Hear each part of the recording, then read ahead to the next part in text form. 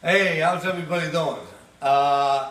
It's been a while, but I had to redo my whole kitchen, and I'm going to show you a little bit more later on. I just wanted to let everybody know I'm still alive.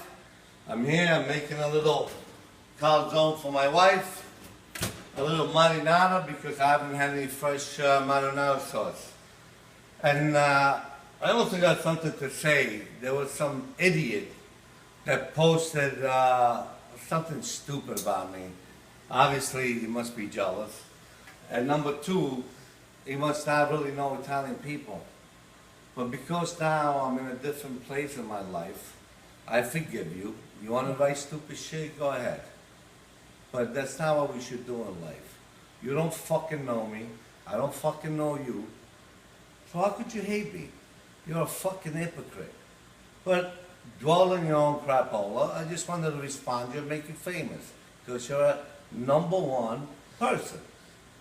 Now after this, I'm not going to talk about you anymore, no, regardless what you post. And hey, friends and family, man, love you, and I'll see you soon, and thanks a lot.